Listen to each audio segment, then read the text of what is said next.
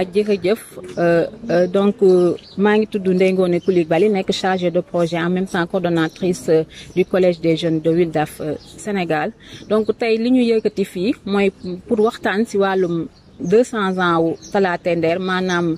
ñaar téeméeri at yi nga xam ne Talaatay Nder nga xam ne histoire femme yi nga xam ne dañoo préféré woon taal seen bopp ci néegu ñax pour défendre seen dignité défendre seen patrie maanaam fi ñu dëkkoon muy Nder défendre ko en même temps loolu day wane acte de bravoure la donc loolu dafa am ay valeurs yoo xam ne dafa nekk enseignement surtout pour la nouvelle génération parce que dañu gis que ne moment yi ñu nekk jamono yi ñu nekk dafa am une crise des valeurs les jeunes n'ont pas quand même de repères donc on a ñu gis que ne jaadu na quand même ñu waxtaan ci Talaatay Nder gën a valoriser histoire bi parce que ñu bëri xamuñu ko en particulier jeunes yi alors au lieu que ñuy dem di jéem a ut ay références faneen ñu wan leen ne kat am na fi ay références fii Sénégal am na ci ay références yi nga xam ne mun nañ cee tirer ay leçons pour gën a mun a defaraat suñu réew bi en même temps ñu wax tamit ci loi bi parce que loi criminalisant le viol bi dafa nekk loi bu bees donc dafay baax ñu koy waxtaanee tasaare ko quand même pour nit ñi gën a xam lan la loi bi wundu parce que bañ ko voté dafa am quand même ay maanaam dafa susciter débat parce que ñu bëri d'accord ñu woon ci loi bi dañ naan pourquoi criminaliser loi boo xam ne la dafay ñëw contre les hommes dañ naan les góor ñi dañu nekk en sursis une fois que ne voté nañu loi bi alors que demeewul noonu parce que loi bi lu mu wundu rek mooy dissuader pour fexe maanaam dissuader xaw ma nuñ koy waxee ci olof pour fexe nit ñi waa genre tiital lay nekk pour ku namoon a def ku namoon a violer ku amoon intention violer wala def acte de pédophilie ci benn xale boo déggee ne kat daan yi yokk nañ ko parce que viol délit la woon te sanction yi c'était de 5 à maanaam juróomi at la jëm fukki at lañ ko kii woon la ko loi bi defoon mais léegi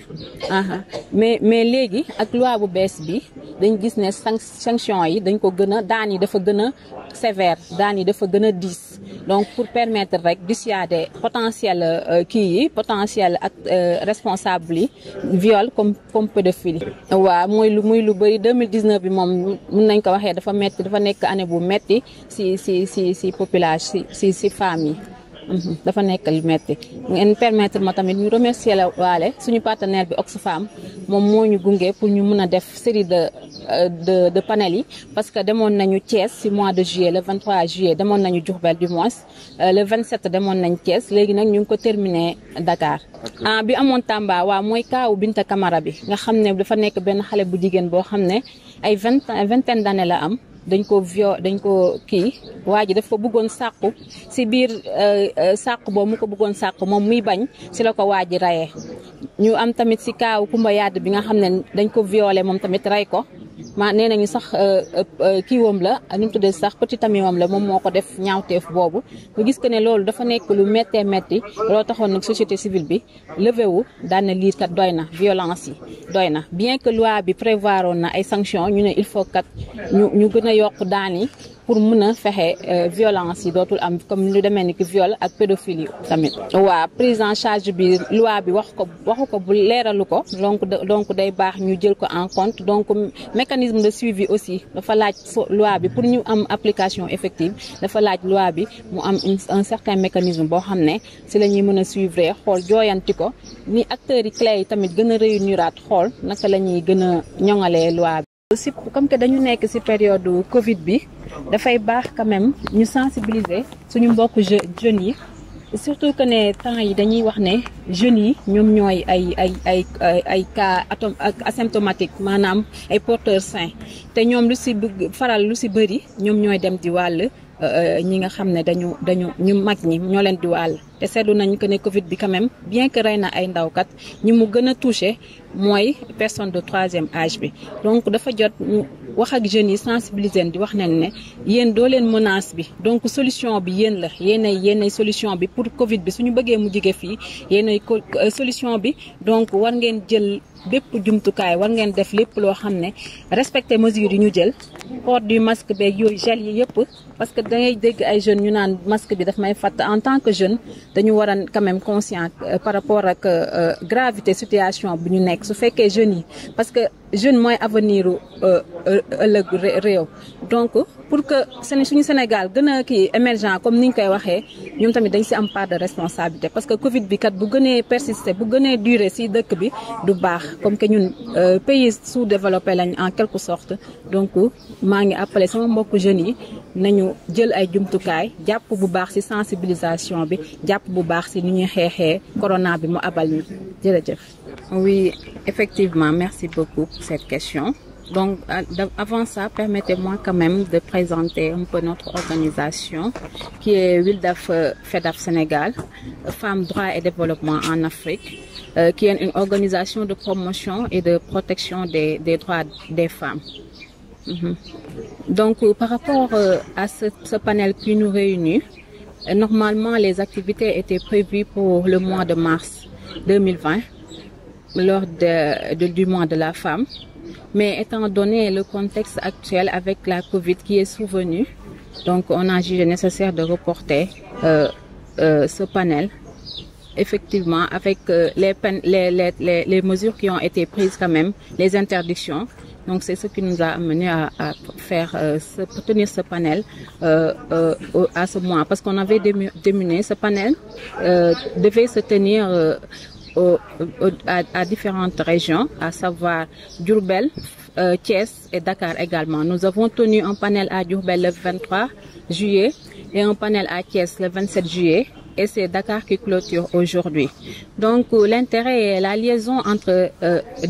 Talla Tender et la loi criminalisant le viol. Donc on a jugé nécessaire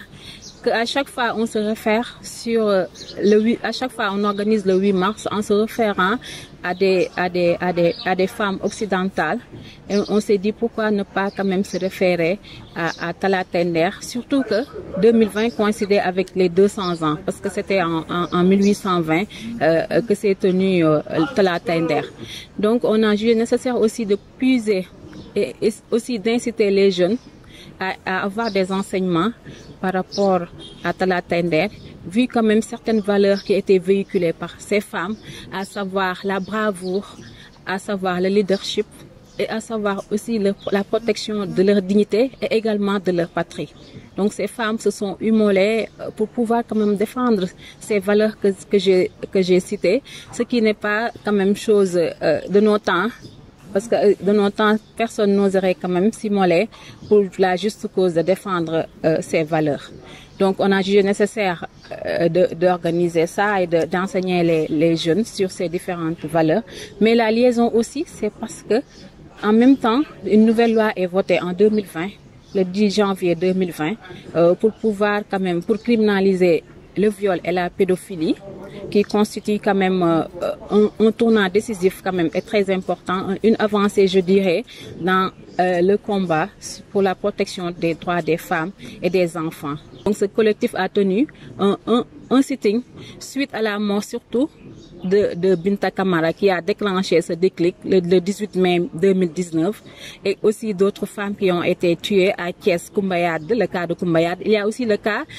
d'une femme qui était à Thiaroye qui a été sauvagement tuée avec 60 coups de couteau. Oui, c'est important quand même parce que le viol ou la pédophilie, ça marque quand même toute une vie. Les conséquences sont très désastreuses. Donc ça empêche quand même la victime à pouvoir